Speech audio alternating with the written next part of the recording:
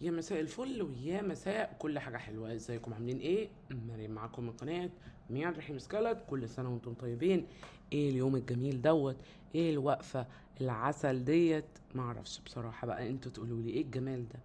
والله العظيم النهاردة صاحية من النوم، الجو هادي وجميل. ماشي. النهاردة بإذن الله معايا اي خطة او اي خطوة لهذا الشخص. اتجاهك الفترة دي في الطاقة ديت، عايزة أعرف لو في أي خطوات أو خطط كده، بلانز، مشاريع هو عاوز يعملها معاك، أو خطوة عاوز ياخدها لك. القراءة ديت بأول حرف من اسم هذا الشخص. بس قبل ما أبدأ، النهاردة نزلنا برجين، بكرة بإذن الله هننزل 3 أبراج المائية. سامحوني جدا على لخبطة آخر أسبوع في رمضان، ولكن ما انتوا عارفين بقى يعني، عشان الواحد بيبقى عنده كذا شيء بيعمله جوه البيت بره البيت وهكذا. فالحمد لله ان انا كنت بقدر انزل، الحمد لله يا رب، القراءة هنا الكولكتيف كل يوم على القناة. ماشي، يلا بينا كده. اوكي، النهارده نزلنا الجوزاء ونزلنا الدلو. الحقيقة قراءة الجوزاء هي أنا شايفاها من أكتر القراءات المهمة للجوزاء، لأن القراءة الحقيقة حساها فيها بعض الأشياء كده اللي بيترتب عليها خطوات لقدام أكتر.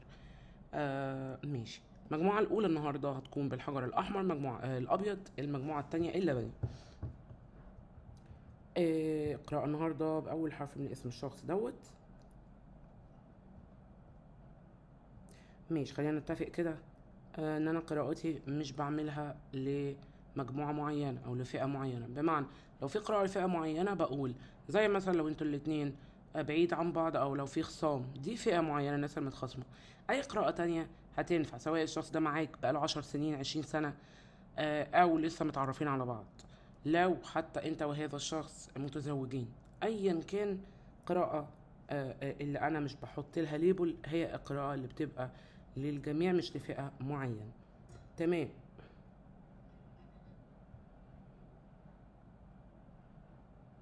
ماشي. بسم الله الرحمن الرحيم. المجموعة الأولى أهي، وأول حرف في اسم هذا الشخص، والحجر الأبيض. ضاد غين كاف ألف قاف خ سين لام صاد ف زال ظ عين. المجموعة التانية أول حرف في اسم هذا الشخص، والحجر اللبني أهو. ر نون جيم ط ميم ح زين شين ي واو ب ت ث دال ه.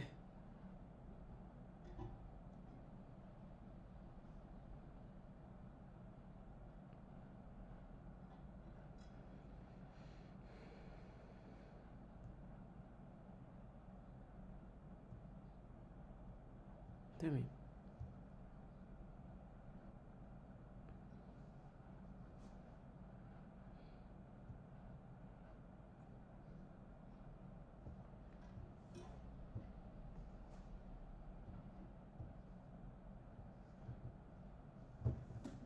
1 2. المجموعة الأولى الحجر الأبيض. أولا طبعا هشوف الطاقات كده بسرعة يعني. ماشي. طبعا أولا طاقتك، وبعد كده طاقته. ممكن تقعد، ممكن تقعد. أنت عايز تيجي تقعد ورايا؟ اتفضل تعالى. thank you for nothing like this. thank you. ماشي. أولا هبص على طاقتك وبعد كده على طاقته.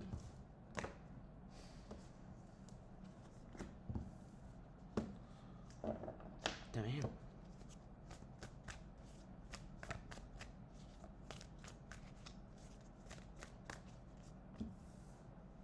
حلو أوي. واقف لك أهو، واقف لك بمنتهى الشغف الحقيقة، يعني شايف طاقتك. هذا الشخص فيه الكينج اوف وانز. نشوف الكينج اوف وانز.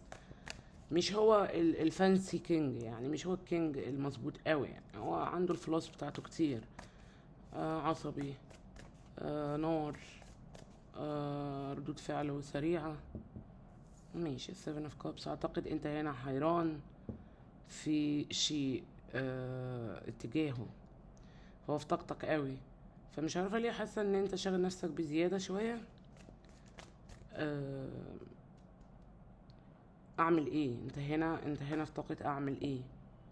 اوبشنز او موفين اون. يعني بتفكر اموف اون امشي، ولا الاوبشنز هل هنبدأ ما اعتقدش ان احنا هنموف اون، لا احنا هنبدأ حاجة زي كده. اعتقد دي في طاقتك، في تفكيرك، الطريقة اللي انت بتفكر بيها. جنبيه هنا في السكس اوف كابس، ثم النايت اوف بنتكل. النايت اوف بنتكل بتقول لي لا انا هاخد الامور بهدوء.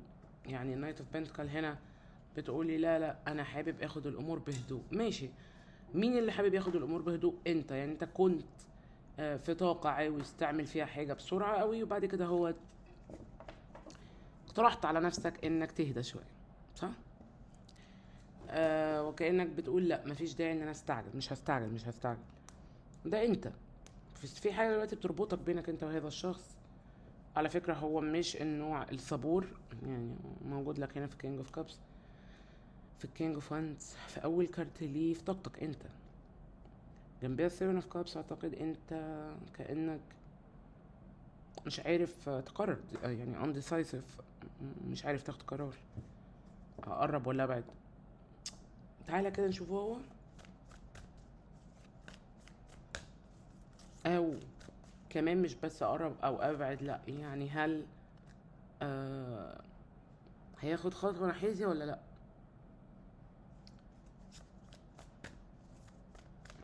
ولا هل هو متوقع حاجة مني؟ هنشوف لك دلوقتي ايه الحكاية يعني. اول كارت في طاقة الجاستس. مش عاوز وجع دماغ الحقيقة. يعني من اول كارت كده هو عاوز طاقة فيها هدوء، يعني عاوز طاقة فيها بالانس، فيها اتزان. ماشي. البيج اوف بنتكل، لو انت في النايت هو في البيج، خطوته بطيئة جدا، وانا مستغربة دوت لان هو ظاهر هنا في طاقة الكينج اوف واند. يعني الكينج اوف واند خطوته بطيئة؟ لا طبعا. كينج اوف واند اصلا هو شخص متسرع جدا. اذا في هنا بيحصل، اعتقد هو مش عاوز انه يرش، يعني مش عاوز انه يتسرع في حاجة يعني. صعبة دي، صح؟ خصوصا والشمس في الحمل. خصوصا طيب يا حمل، لو احنا معانا حمل في القراءة اكيد فيه. ولكن من طباع الحمل التسرع، واحنا في شمس الحمل، فاعتقد دي غريبة شوية. انا عايزة اعرف ايه السبب اللي مخليه عاوز يتيكت ايزي، صح؟ اول حاجة اتعلمناها في المدرسة تيكت ايزي تيكت ايزي. اوكي، اول حاجة اتعلمناها في درس الانجليزي الحقيقة، المدرسة كانت على طول تقول كلمتين ويل دان، وبعد كده تيكت ايزي. ماشي. الله يمسيها بالخير. جاستس، بيج اوف بنتكلز، مروة، اسمها مروة مس مروة. جاستس، البيج اوف بنتكلز والبيج اوف، في بيجات، البيجات وهنا بيج. البيج هو الشخص اللي عاوز يقوم يعمل، مش هو الشخص اللي في طاقة البالانس او الجاستس. يعني لما نزل هنا البيج ده جنب البيج ده، وكمان عندك بيج هنا في طاقته، الشخص ده عايز يعمل حاجة جديدة. انا عايز حاجة جديدة، انا عاوز اعمل حاجة جديدة. الشخص دوت تفكيره مش في العلاقة، في الطاقة ديت. الشخص دوت تفكيره في نفسه. وانا هدعوك دلوقتي من بداية من طاقته كده. طبعا لسه هنعرف ليه تفكيره في نفسه، يعني هل دي انانية ولا هل دي غرور منه اتجاه، هنعرف. لكن بدعوك من خلال طاقته هو انك تركز على نفسك شوية، حب نفسك شوية. مش حكاية انك ما تفكرش فيه او ما تحبوش، لا اطلاقا، ما بقولش كده. بقول فكر في نفسك شوية، اشغل نفسك بنفسك شوية. تعالوا كده.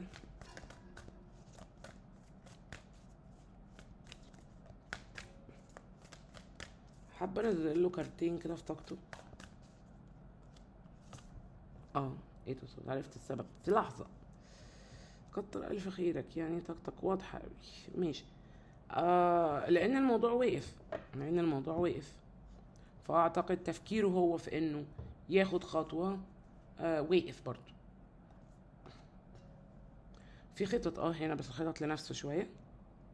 ايت اوف سورتس، الويل اوف فورتشن. الكارتين دول يعني بيقولوا لي كده انه عايز يعرف ايه الصح اللي المفروض يعمله، او ايه الطريق الصح اللي هو المفروض ياخده. هنا ايت اوف سورت، ويل اوف فورتشن. الايت اوف سورت هنا هو الموقف اللي وقف ده من خلال تفكيره هو فيه. الويل اوف فورتشن هنا بيدعم البيج ده والبيج ده في طريقة التفكير.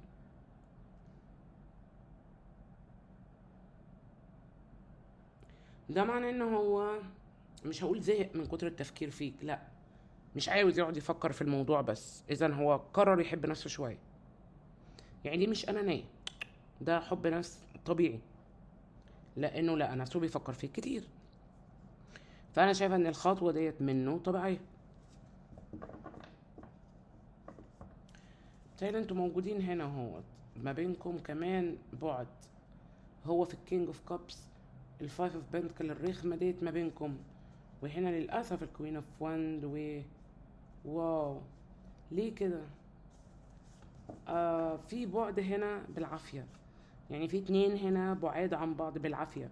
يعني ولا هو عاوز يبقى بعيد ولا انت عاوز تبقى بعيد، بس لازم تبقوا بعيد. ليه؟ مين اللي قال لازم؟ الطاقة اللي انتوا فيها ديت هي اللي قالت لازم. انت فوق انديسايسيف ومش عارف تقرر ابعد ولا اقرب. هو هنا لاقي الموضوع واقف، فبدأ يفكر في نفسه من منطلق طب ما احب نفسي شوية، انا عمال افكر في الموضوع كتير ليه؟ بل اني لاقي نفسي مش عايز اعمل حاجة الا افكر في الموضوع وافكر فيه. طب ليه؟ واللي بيأكد لي ده وجوده هنا في طاقتك انت. طيب تعالوا كده بقى نحلل طاقته، بس ايه ندخل كده سؤال القراءة يعني بأول حرف في اسمه. هل في أي خطط أو خطوات ليه اتجاهك في الطاقة ديت؟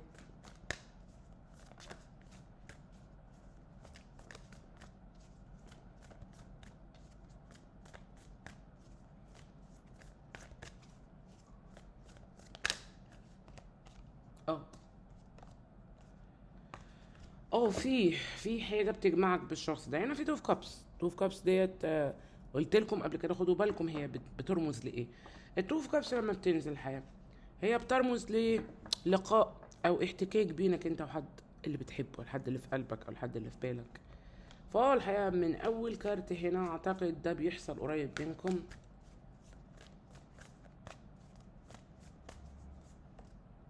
واو.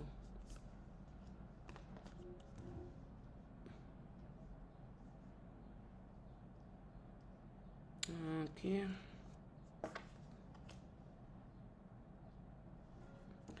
طيب انا قدامي حد هنا الحقيقه الطريقه اللي بيفكر بيها، وطريقه يعني اللي هو عاوز يقول ان هو بيفكر بيها حلوه. يعني ايه حلوه؟ يعني فيها حد عارف ايه اللي بيحصل. زعلان، ابسط زعلان.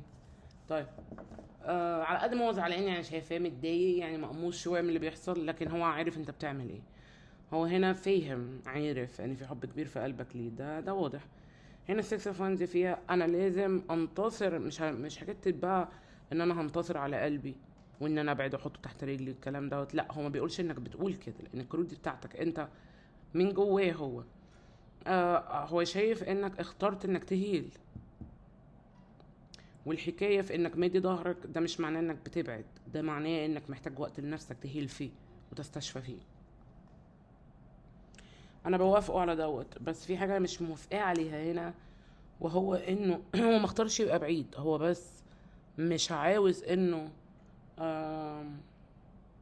يحس ان هو ضعيف، او يحس ان هو بيفكر فيك اكتر ما بيفكر في نفسه. ده اللي انا شايفاه منه هنا.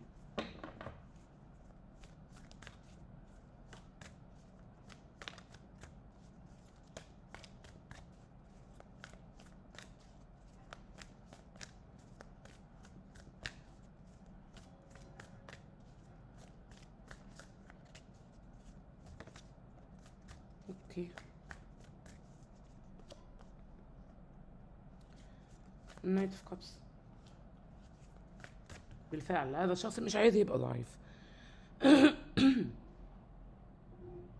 على قد ما هو فاتح لك قلبه هنا، على قد ما ان في ضعف في طاقته اتجاهك. وهنا تريف بنتكلز. اوكي الشمس.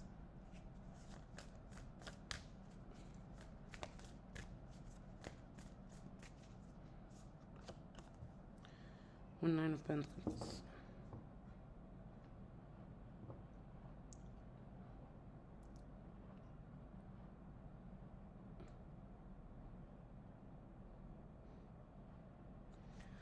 هو انا هنا شايفه انه الزعل من حاجات حصلت قبل كده في العلاقه، مع الزعل من حاجات حاصله دلوقتي، مخليين الشخص دوت في طاقه عند.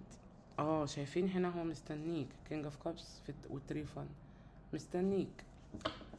مستني منك حاجة. مم. اذا انا بدأت افهم انه عدم اتخاذ خطوات، هو مستني يفهم حاجة منك او مستنيك تفهمه حاجة. اعتقد هو مستنيك تفهمه انت لسه عايز ولا لا، وهل ابتعادك او الطريقة اللي انت اديت ظهرك بيها كرد فعل منك عليه او على حاجة هو عملها، هل ديت مؤقتا بس، ولا انت بتعمل كده وناوي تفضل تعمل كده؟ آه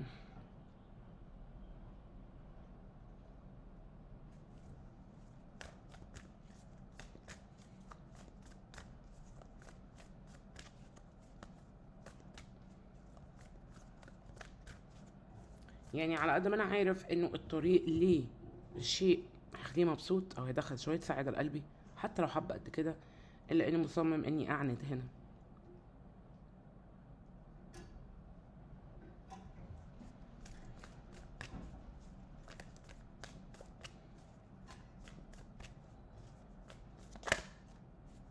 كنت عايز ينزل قوي من الاول.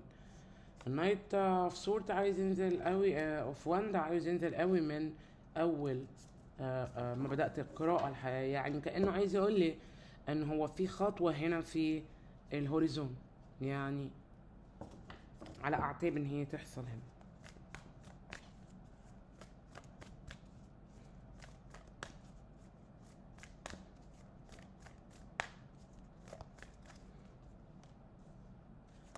ثري اوف كابس. واو، في انتهاء لحلقة. اكتر كارت عزيز، واكتر كارت برضو من اكتر الكروت الحقيقة اللي بحب اشوفها الورلد. آه لاني بيقول في انتهاء حلقة، في انتهاء حلقة هنا. الحلقة دي كان فيها انتظار لريونيون او لم شمل.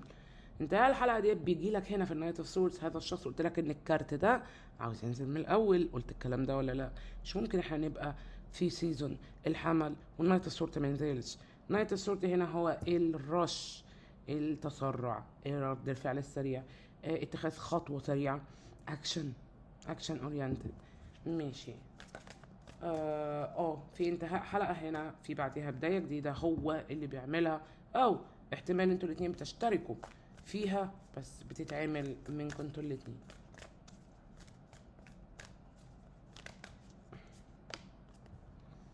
ايس اوف كابس وتاور بعد النايت اوف سورد. اعتقد في حاجة بتبقى ممكن بمثابة مفاجأة ليك، يعني بتهيألي في حاجة هنا بتكون بمثابة مفاجأة ليك.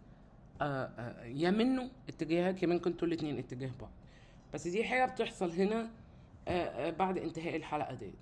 الحلقة ديت بتقول لي ان انتوا الاتنين كنتوا منتظرين لم شمل، ولكن كل واحد فيكم انتظر وفضل قاعد منتظر. بعد كده هو دلوقتي ممكن حتى لحد هذه اللحظة كل واحد فيكم يبقى لسه في الانتظار للتاني.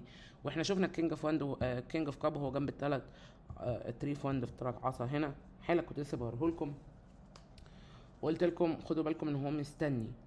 اعتقد ان الانتظار ده بيخلص هنا، اعتقد ان دوت بيكون شيء حد فيكم بيبدأ ان هو يعمله في انتهاء الانتظار. معرفش مين، ممكن انت ممكن هو، بس انا شايفه هنا منه هو اكتر، لان النايت سورت عاوز ينزل من اول القراءة. والنايت سورت طبعا طاقته تحسها ان هي ماسكلين، صح؟ يعني طاقة ماسكلين، طاقة فيها الشخص اللي عايز يقوم يعمل. اوكي، اذا في مفاجأة هنا ليها علاقة بيه ده. انت ما بينك انت وهذا الشخص.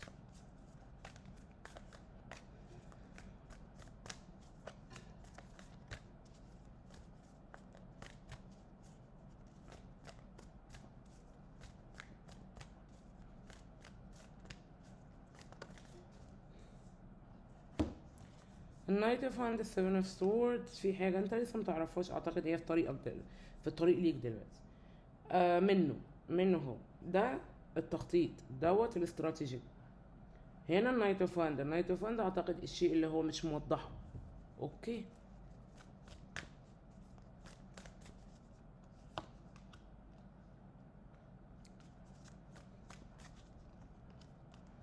القمر السيفن اوف بنتكلز. بالظبط. قبل ما ينزل القمر قلت لك ايه؟ قلت لك ان في حاجه هنا هو لسه ما عملهاش، انت لسه ما شفتهاش، صح؟ هو بيعملها دلوقتي، يعني هو في الطاقة ديت بيعمل دوت دلوقتي، ده اللي هو بيعمله دلوقتي اتجاهك. آم، بس على فكرة هو مش واخد باله قد ايه انك محتار فوق، يعني انت في طاقتك فوق. على فكرة انا برضو ما عملتش استفاضة في الطريقة اللي انا قريت بيها طاقتك. انا عارفة كويس جدا الطاقة اللي انت فيها، وعارفة ان انت متوتر، وعارف ان انت دماغك فيها 1000 سيناريو فيه لو بيحبني مش هيخليني انتظر كده، لو انا مهم عنده هيعمل كذا، المفروض ان انا ابعد واختار نفسي، المفروض كذا المفروض كذا. وللعلم هو ده اللي هو بيحاول يعمله هنا برضو على صعيد شخصي. هنا لما حس انه بيفكر فيك وحس ان طريقة تفكيره فيك كبيرة كتيرة، فصعبت عليه نفسه شوية. مش عايزين نعرف ليه، احنا بني ادمين كل واحد بقى عنده اللي عنده. ففكر ان هو ياخد خطوة لورا بحجة ان هو عاوز يحب نفسه اكتر شوية، لانه ربما لاحظ ان تفكيره فيك واخد من اهتمامه باموره، او حتى اهتمامه بروتينه. فاهمين؟ طيب تعالوا كده.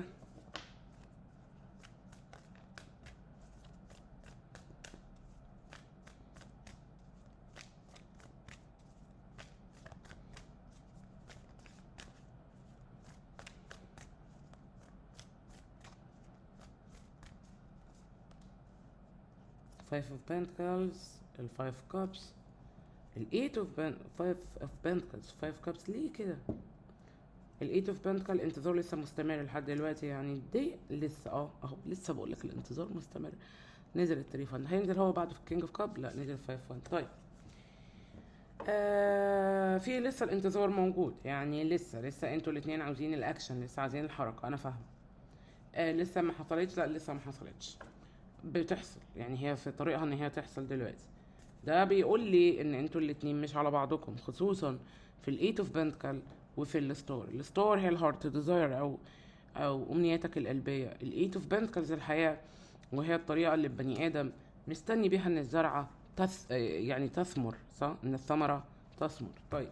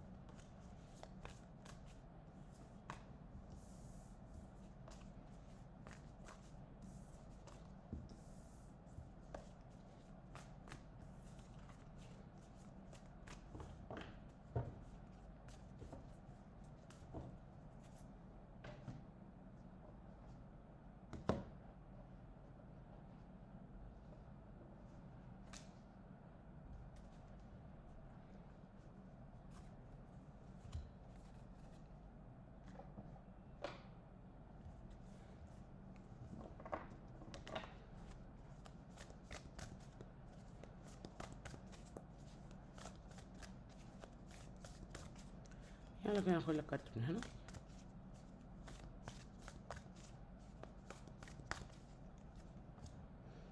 الله، دريمر.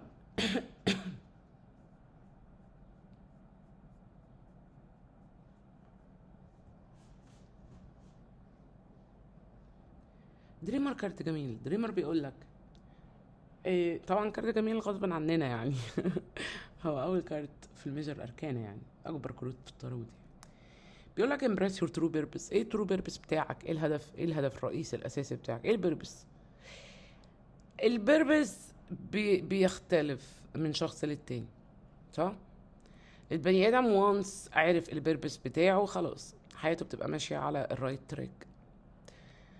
البيربس هو انك تفضل تحاول في الشيء اللي انت حاسس ان هو ده اللي انت عايزه فعلا في حياتك. وهي رؤية مستقبلية بتبدأها بخطوات من دلوقتي. زي ايه؟ زي لو انت عايزة مثلا انك تكوني زوجة وعندك اولاد، وانك تكوني عايشة هابي لايف، من اللحظة دي بتبدأ الخطوات ديت. ايه اللي ناقصك عشان تعملي دوت؟ ايه المفروض يحصل عشان ده يحصل؟ وهكذا.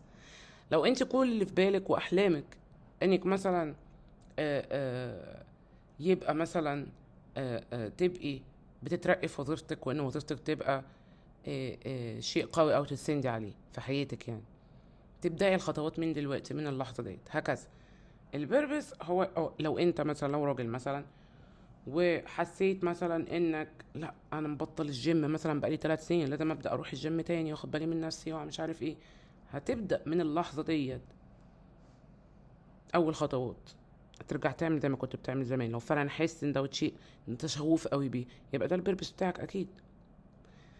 ده بالظبط البيربس. هنا كمان بيقول لك ايه الحياه الملائكه بيقولوا لك begin a new adventure, trust yourself، ابدا مغامره جديده وثق في نفسك.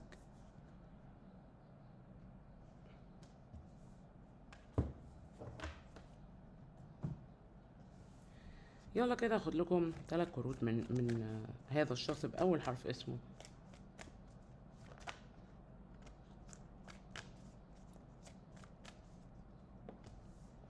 هنا بيقول لك you are my soulmate، بيقول لك انك توأم روحه. وهنا بيسألك يعني هل في حد غيره في حياتك؟ لو في حد غيره في حياتك يا ريت تقول له. وهنا بيقول لك have my kids. have my kids هو لا الشخص دوت الحقيقة في بوند. هنا البوند ايه؟ اللي هو 2 عاوزين يبقوا سوا، صح؟ اعتقد هي دي الطاقة. هنا بيقول لك have my kids I want to have a family with you، عاوز يكون له أسرة معاك وهكذا الحقيقة. ويعني بيقول لك انك هي بتقول لك مثلا انك هتكون اب رائع لاولادها، هو بيقول لك ان انت هتكوني ام جميله لاولاده. كارت جميل بحب اشوف جدا الحقيقه.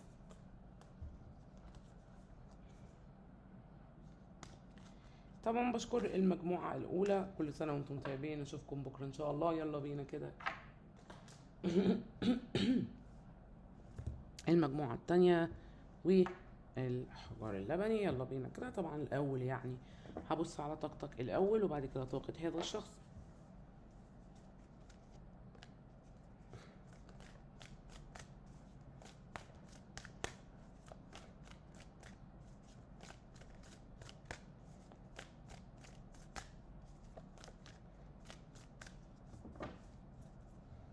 Six of Cups.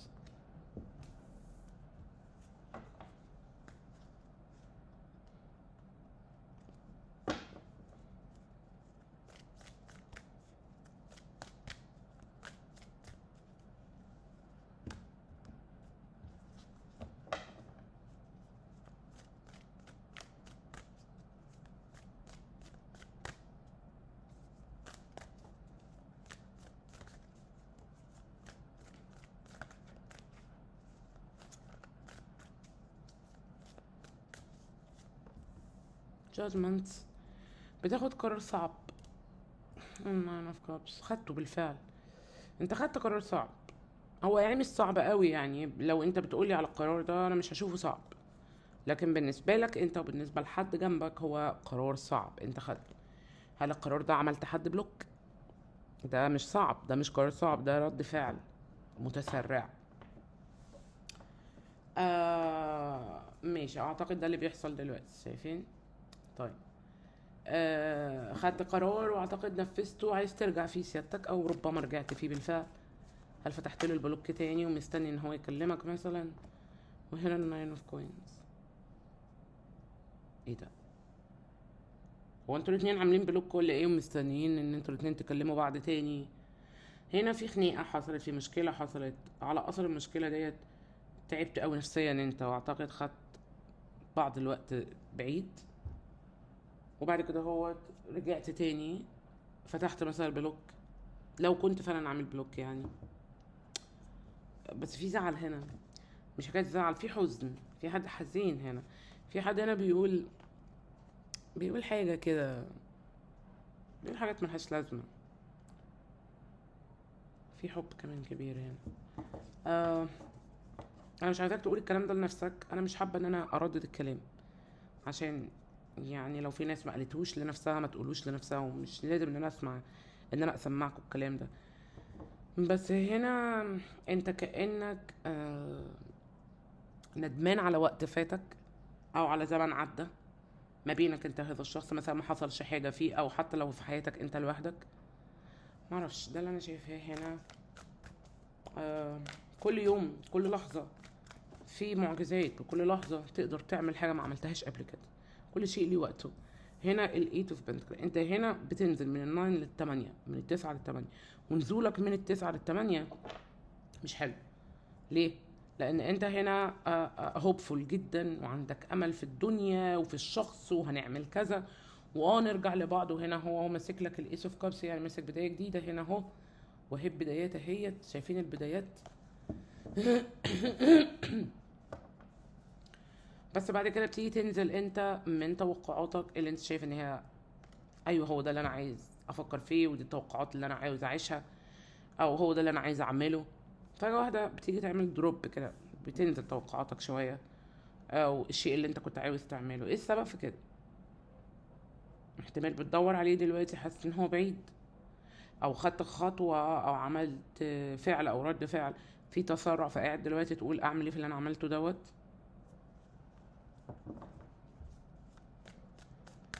طب تعالى كده نبص عليه هو.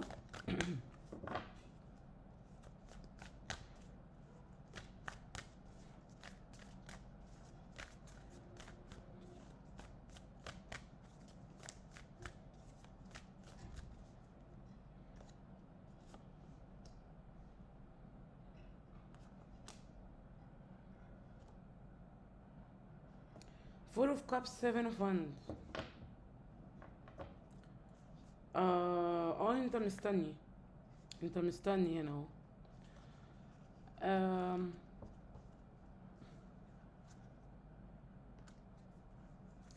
انا معرفش هي العلاقة دي جديدة ولا علاقة قديمة، بس اللي هقدر اقوله لك انه انتوا الاتنين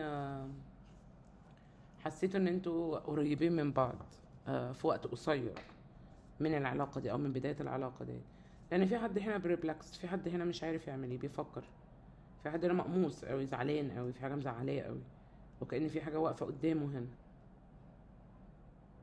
هل هذا الشخص وعدك بان انتوا الاتنين ليكم مستقبل سوا يعني، وبعد كده هو تخيف دلوقتي؟ لان انا هنا حاسه ان كان في حاجه كبيره حلوه بتحصل، وفجاه واحده وقفت،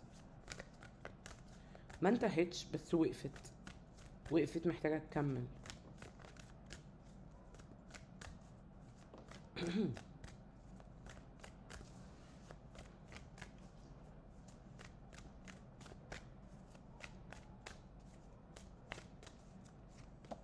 ماشي.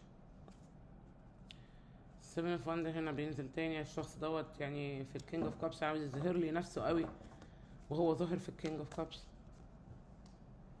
مش تمبرانس والفرص. هنا في حد في حياة هذا الشخص، اعتقد هي او هو متجوزين، اللي هو رجل متزوج. فانت كنت بتدور على مكان في حياته، لان انت عارف ان في حب بينكم او حاجة زي كده. اعتقد انتوا الاتنين كنتوا بتدوروا على مكان في حياة بعض، و احتمال يكون هذا الشخص وعدك بحاجات جميلة، بانه العلاقة دي تكمل، وان انتوا الاتنين تكونوا سوا باي شكل من الاشكال، صح؟ مش عارفة ليه حاسة بعد كده يعني، حاسة بعد كده في حاجة خلت بكفة الميزان هنا. حاسة ان هو كان خايف اوي، ومازال معرفش خايف من ايه، بس اعتقد هنا في وعد منه ليك بجواز، او بان انتوا الاتنين تبقوا مع بعض وتكملوا سوا. وبعد كده هو بصيت لقيت ان ده ما حصلش، فدوت ضايقك، دوت حسسك بانه هذا الشخص كان بيضحك عليك، او كان مجرد بس كده بيقول كلام في الهوا. آم،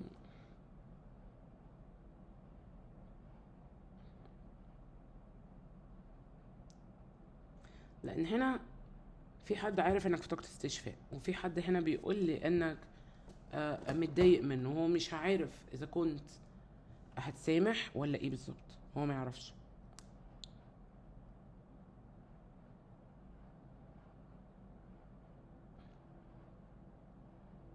او اذا كنت هتردله القلم. في حاجة هنا هو عارف ان هو عملها، في حاجة هو عارف ان هو عملها معاك، وفاهم انك ممكن تكون مش عايز تسامحه.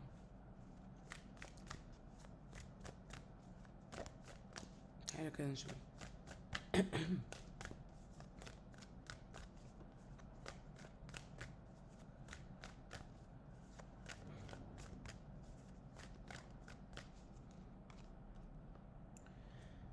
حلو قوي. هنا في خطط او خطوات الشخص دوت، في هنا ايس اوف كوين بتنزل. ده معناه ان هو ناوي بداية جديدة. يعني انت خد بالك، انت قدامك شخص من النوع اللي لما بيبقى عاوز يعمل شيء بيعمله.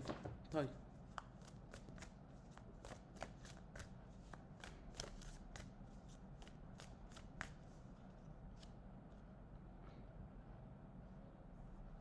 ايس اوف كوينز، سيفن اوف سورت. في تخطيط، في تخطيط، في حوار، في حاجة بتحصل بينك انت وهذا شخص حلوة. منه هو اعتقد حد فيكم بيحيي الوعود تاني، الوعود اللي كانت في العلاقة دي مرة تانية. ممكن انت لما تلاقي العلاقة بدأت تبقى كويسة تبدأ تاني تتكلم في الوعود اللي هي في الوعود اللي هي ما بينك وما بينه.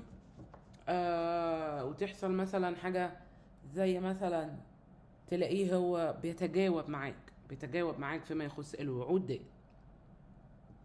حاسه ان ده بيحصل هنا لان في حد زعلان ان انت بعيد عنه، او زعلان ان انتوا بعيد عن بعض.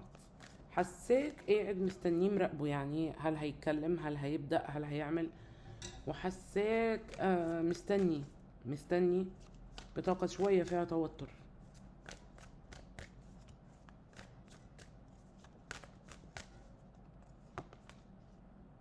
Seven of Cups،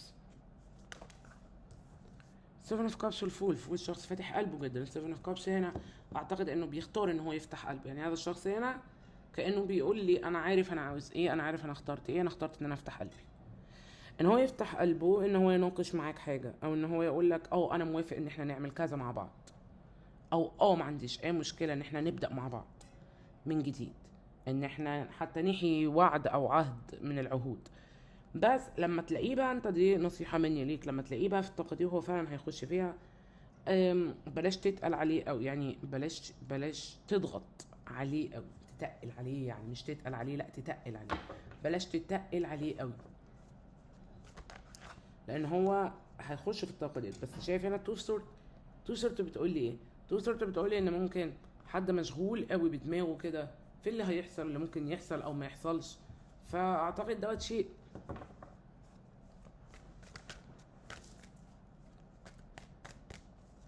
ما تشغلوش بيه انت.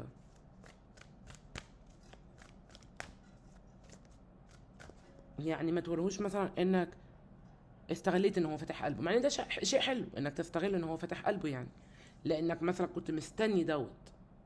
لكن لما تلاقي دوت يجي يحصل، بلاش انك آآ آآ تندفع او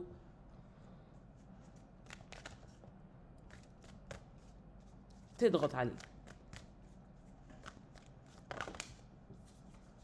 الماجيشن، واو، في شيء انت بتجذبه هنا، او هو الفايف اوف كوين، النايت اوف سود. ده ملوش علاقة بده، ده الملايكة منزلاه.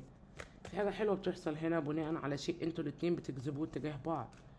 وهنا على الرغم من كل الكروت اللي ملهاش اي لازمة ديت، او على قد ما الكروت ديت نازلة، شايفين؟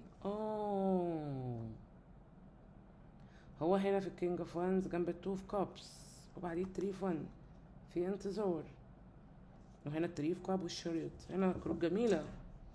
اذا يعني اعتقد كمان نية الشخص دوت ظاهرة قوي وواضحة قوي هنا. هنا انت خدت موقف، ودوت شكله شيء كان لازم تعمله من بدري. هنا انت خدت موقف، والموقف اللي انت خدته دوت خلى الشخص دوت يعيد تفكيره، يعيد وجهة نظره في الموضوع كله، في الحوار، في العلاقة.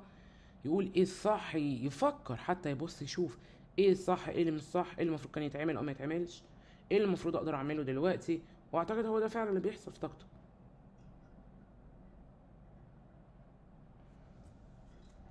اوكي.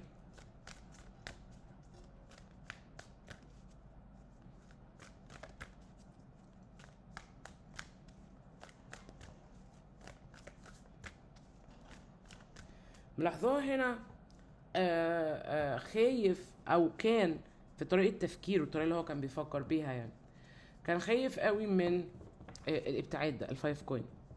فكان بيحاول يدافع عن نفسه، عن العلاقة، عن كل شيء جوه العلاقة هنا، وهو عارف ان دوت شيء تقيل طف، ما هو سهل، صعب.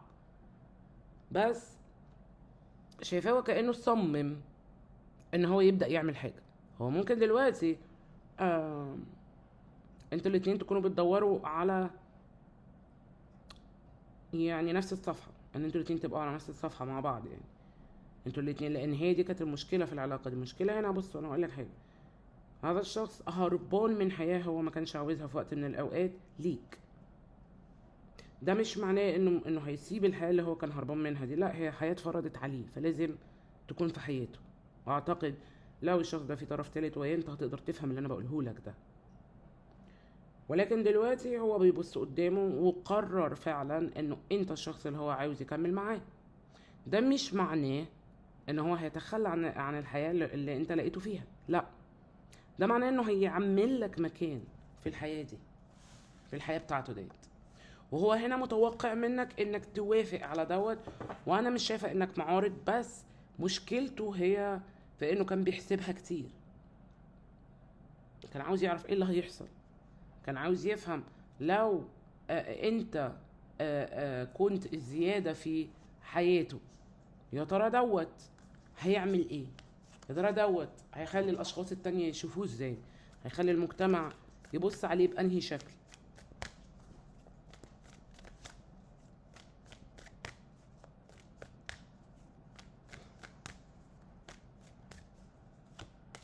اهو نزل لك في الكينج اوف كابس جنبيه الشريط والقمر.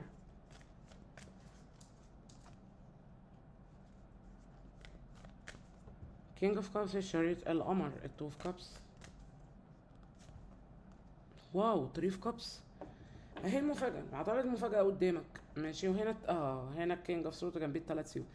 ده اللي انت شايفه دوت، يعني الكينج اوف سورت جنب التري اوف سورت، ده خوفه من الموقف اللي انت خدته. اعتقد انت خدت موقف جامد اتجاهه، موقف حسيته في وقت من الاوقات انك هتبعد خلاص، انك مش شايفه معاك تاني في حياتك، حاجة زي كده. فدوت خلاه مش عارفه اقولها لك ازاي، يعترض، خلاه يعترض، خلاه يعترض على الوضع اللي هو عارف ان هو حطك فيه. يعني انت ممكن من غير ما تقصد خالص خليت الشخص دوت يتوجع، بس اكيد ابتعادك كان في درس، يعني بالتاكيد ابتعادك عنه كنت عارف ومتاكد انه هيبقى درس ليه. اعتقد انه دخلك في دروس كتيره قبل كده، فكانك ما بينك انت بقى ما بين نفسك تقولوا ما دخلوش انا بقى درس انا كمان ليه؟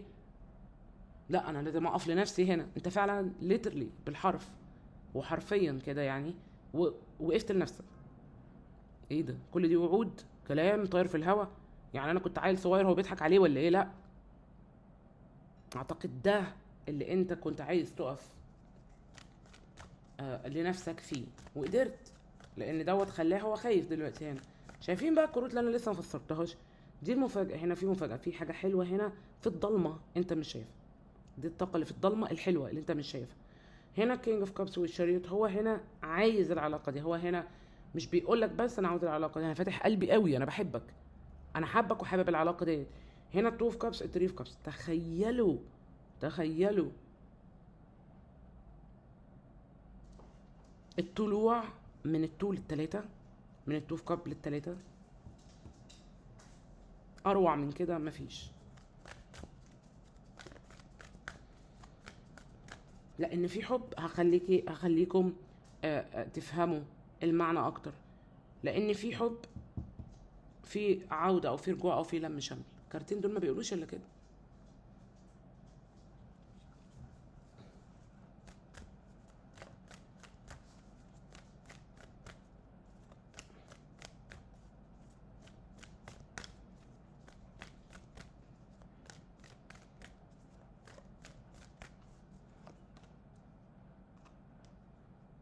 الناين اوف وان، الفايف اوف وان اهو،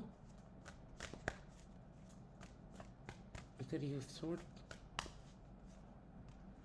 لانه حاسس بده قوي، لانه حاسس بالوجع دوت وحاسس بالتقل دوت الشيء اللي هيخليه يسرع في خطوته. بل ومش بس كده، لا لا لا، ان هو يبدأ يتكلم معاك عن اشياء احتمال ان هو يكون في وقت من الاوقات استعبط وعمل ان هو مش واخد باله، وعمل ان هو مش عاوز يتكلم فيها، او الوعود، او حتى لو وعد واحد عمل ان هو مش واخد باله ومشي وسابه. الوعد ده وعد ايه بلا وعد ولا بتاع، ده انا خايف اعمل كذا او كذا، خليني امشي جنب الحيط احسن. اعتقد هو في لحظه من اللحظات عمل كده، ودوت اللي خلاك انت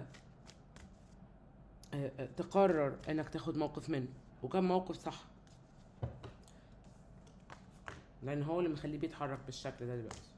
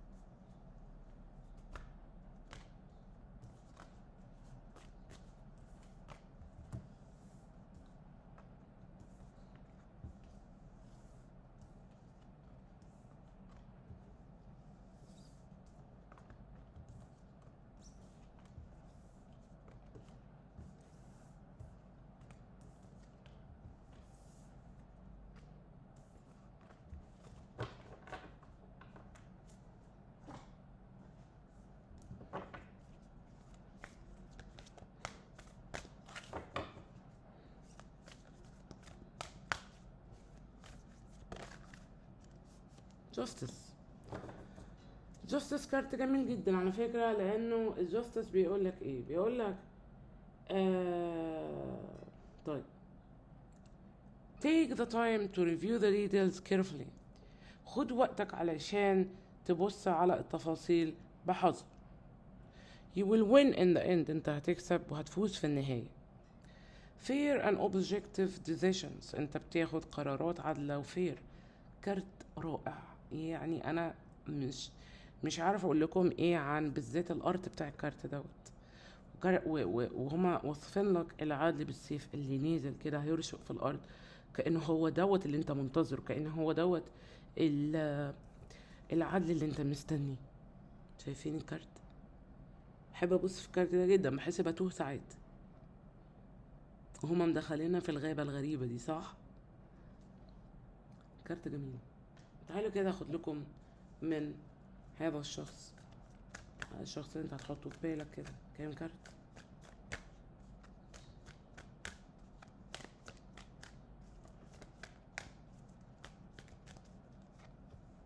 You are mysterious. هنا الحقيقة بيقولك انك غامض، بيقولك I can never seem to figure you out. انا عايز افهمك. Sometimes I feel like you are hiding something from me. ساعات بحس انك مخبي حاجة عني. never really know where I stand with you. مش عارف اعمل ايه، مش عارف اقف فين في العلاقة دي وياك. هنا father wound. الfather wound. My father is a big influence on my behavior now. As an adult, I have challenges with connection to the divine masculine energy within me and externally. لو انت احيانا بتبقى مستنيه مثلا يكلمك او يعني يحسن موقفه او يصالحك او يتأسف، بيقولك انه ما بيقدرش يعمل كده لان هو عنده مشكلة الفادر ووند، الشخص اللي ما بيقدرش يتحمل مسؤولية حتى اخطائه.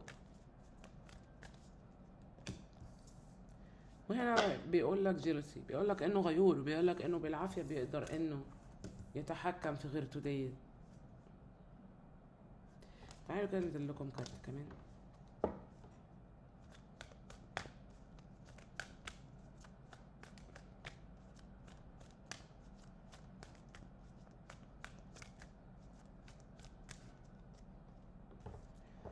هنا بيقول لك ايه، بيقول لك focused on money. I'm currently focused on my career and finances.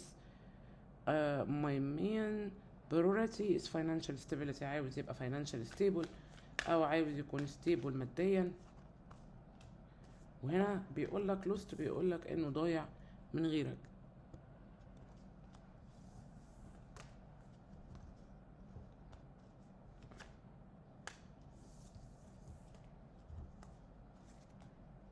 طبعا بشكر المجموعة الأولى جدا والمجموعة التانية جدا، وواقفة زي العسل إن شاء الله، وعيد زي القمر. أشوفكم بكرة إن شاء الله. كل سنة وانتم طيبين.